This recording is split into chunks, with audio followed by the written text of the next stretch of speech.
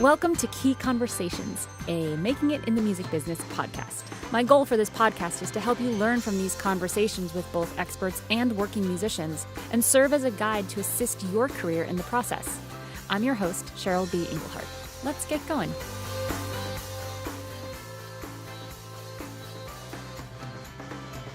Welcome back to this musician edition where we're featuring a hardworking musician who is creating his dream career, open to a little guidance, and brave enough to be here in my hot seat. So today I'm excited to introduce to you Jonathan Perez, aka Pitter Patter, who is an electronic artist who incorporates live drums. Super cool. Thanks for being here. Thank you for having me. For those of you who are just listening and cannot even see, you just need to know that there's a massive Homer Simpson in his studio, which makes me really happy. I would like to think that it has some sort of sound treatment qualities, but maybe just motivational qualities. He's there to get me through the hard times. Got it. I mean, we all need someone like that. I've got some stuff. I don't know what it is yet. Great. So tell me what's going on with your music career? What do you got going on right now? What does it look like? I can see the instruments in your studio. You clearly do some recording, but give us the snapshot.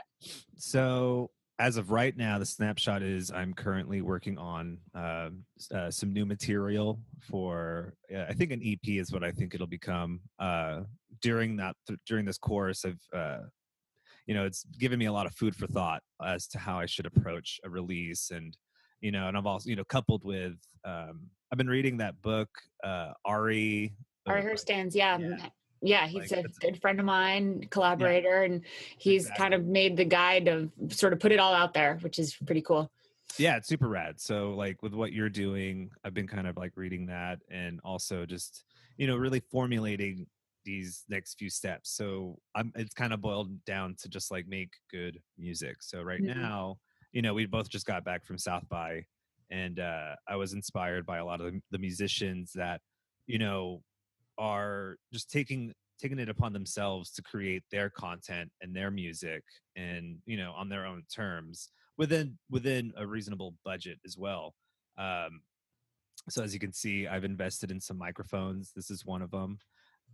And so I'm just tracking my drums. I'm making music just real time in my little bedroom, and that's where I'm at. And then also just I'm formulating a plan. I'm going to transition from my full-time job into just creating music and learning how to monetize that and just be a professional musician.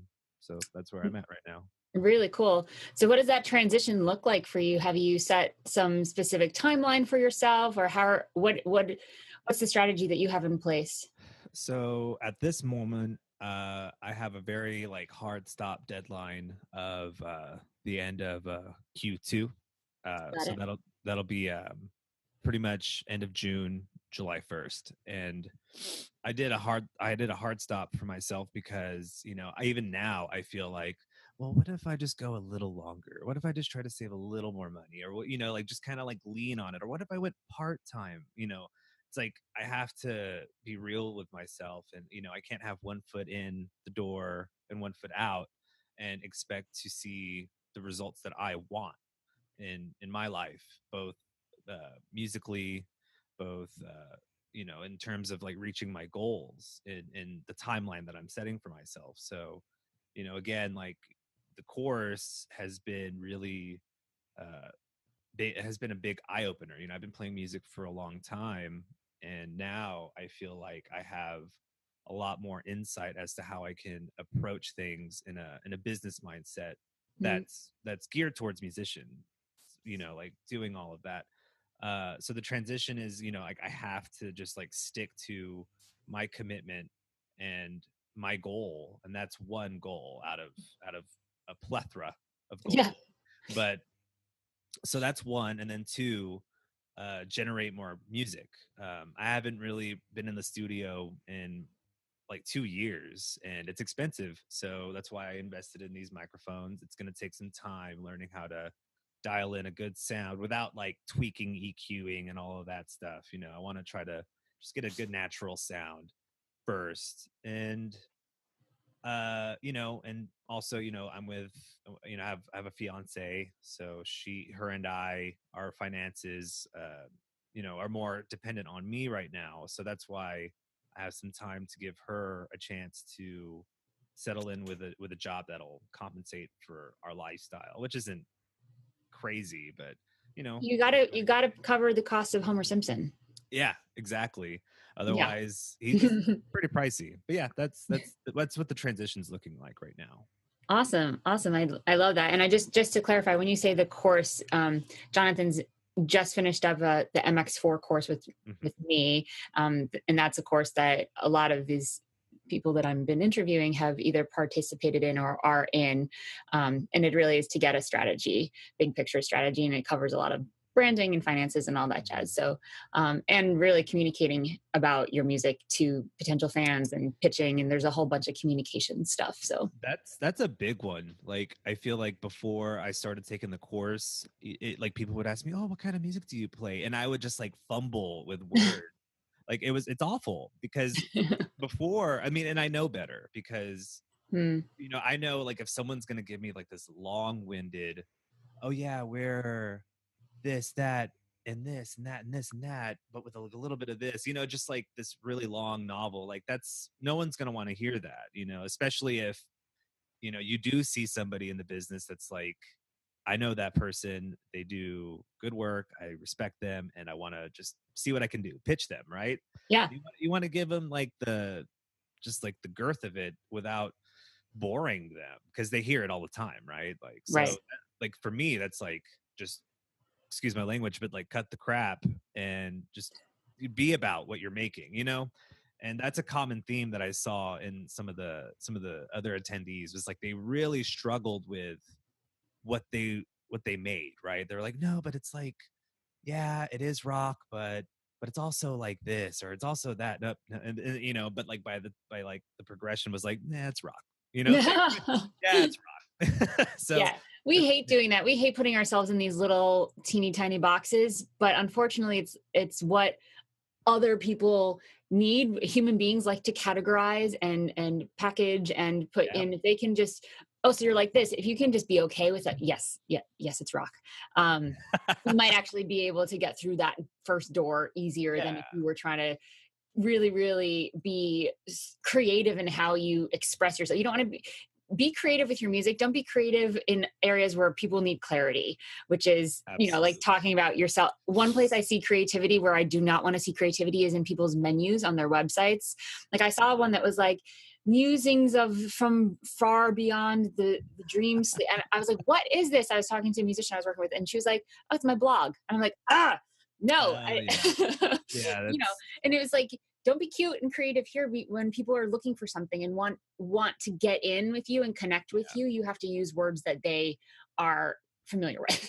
absolutely. So Yeah, and that's yeah, like was in some of the in the MX4 program. That was something that when I would we had to review websites, and I would get these websites from these musicians, and one of the things I had to tell them, which I felt like they were like was think about the engagement of your potential client or fan. What is their experience when they visit your website? And you have to think about that because you only have like a second, if that, to get someone's attention and keep it, because there's just so much content being generated that's like excellent, like superb content, but and that's what we're competing with as musicians. yep, So you have to think about how, if you're going to really monetize and be about, us being a success in this business, that's definitely, you have to think about the fan. You have to think about the client. If it's like, you want to be a professional musician, hired gun type deal. But yeah. yeah. And So so what's your music like then? my music is electronic based, and I incorporate live drums. And I like to say it's energetic and fun. And see, like I'm still struggling with that as well because I'm in a place where I'm still finding my sound. Like Sure. I don't want to pigeonhole myself to, and like how you said, you don't want to like categorize it. And uh I understand that. And I think right now is, I'm in a process of formulating and like, I guess like a more refined sound, but I would say electronic music. Yeah. I mean, here's the thing, like if you're no matter who you're talking to, if you are still in the, finding your voice, finding your sound phase, like I do not tell people about my first record. I have 4 records out because like, good Lord, I do not know what the I'm trying to keep this whole podcast explicit, not explicit. So Right. Seriously, what was going on? Cheryl, what were you thinking? And I don't even know, there's like some jazzy things, there's some other things. And I was like, so I just say it's like singer-songwriter.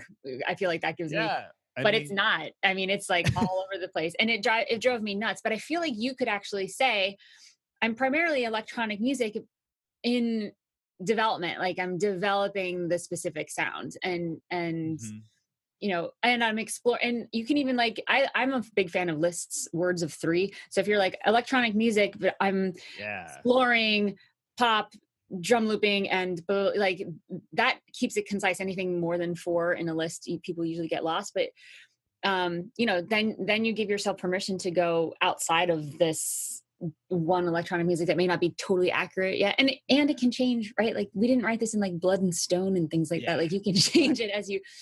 Absolutely. That's the beauty of it, right? Like that's the beauty of it. Yeah, like actually we had a conversation recently, like my fiance and I, like, so I was like, what kind of music do you think I play? Or what, like what kind of bands do you think I sound like? And she's like, oh, I really don't know. And it's not like a very conventional sound, but there are bands that I draw influence from, and that's a very obvious influence. Sure. And so it's just like finding that voice, not trying, being, it's like a fine balance between like your own influences without ripping them off, but also yourself, so totally. Yeah. That's the fun part.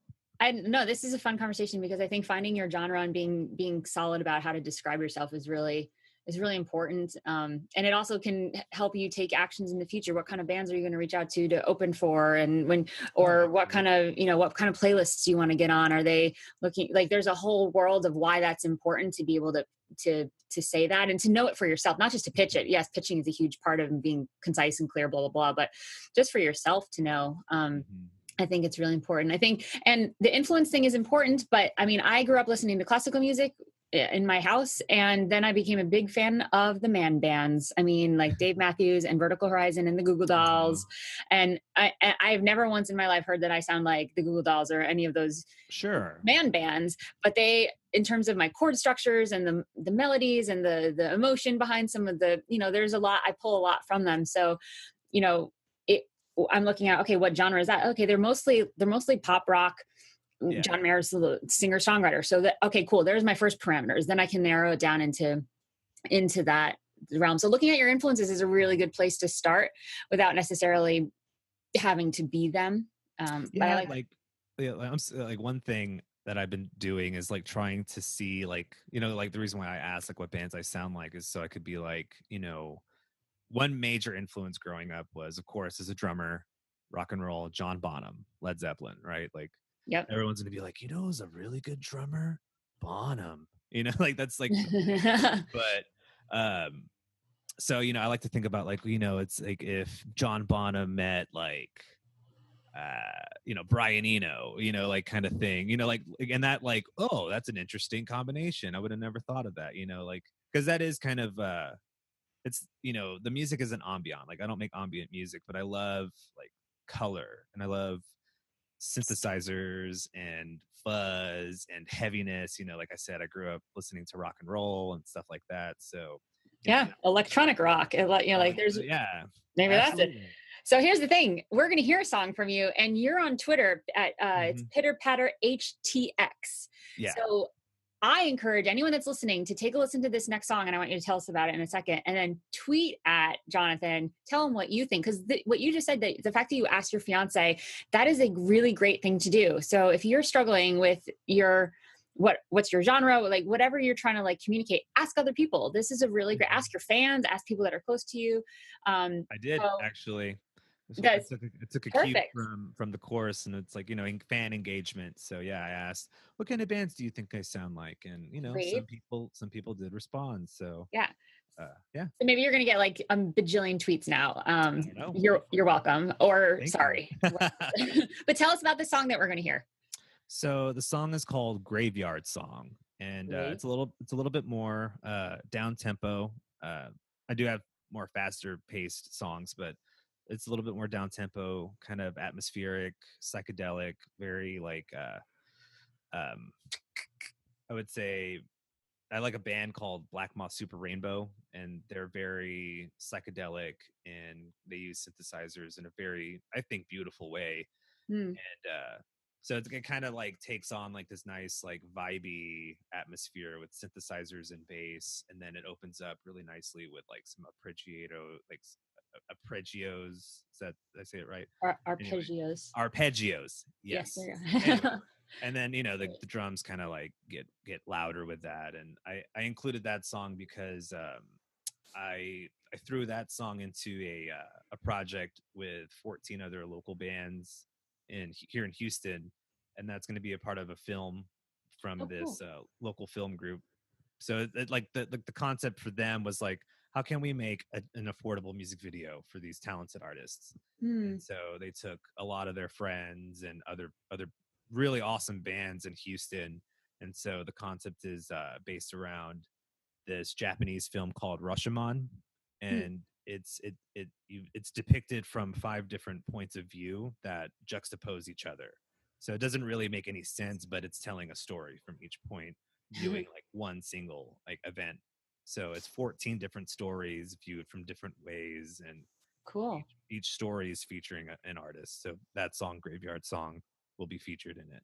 That is really cool. Well, I'm really excited to listen to this. This was a great conversation. I think this would be really helpful for a lot of musicians that are also struggling with how to get your sound going, and anyone also that's transitioning from, day job to full-time musician. That's been a real theme this season, which is really exciting. So I'm so psyched to be everyone's cheerleader. So go, go, go, go, go. It's possible. You can do it. Thank you.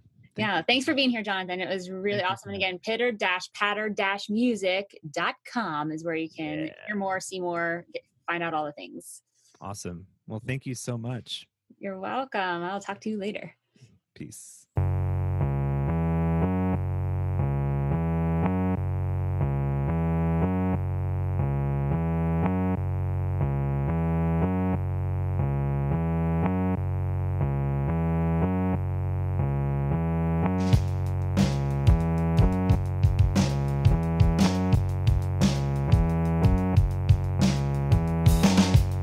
Don't forget to rate, like, and subscribe on iTunes, Stitcher Radio, and YouTube if you like this podcast. Musicians like you keep me inspired and motivated, and for doing that, I'm offering you access to my 7-day challenge, which takes only a half an hour a day and helps you develop a complete set of positive habits for how you work at your career, from goal setting to finances to branding.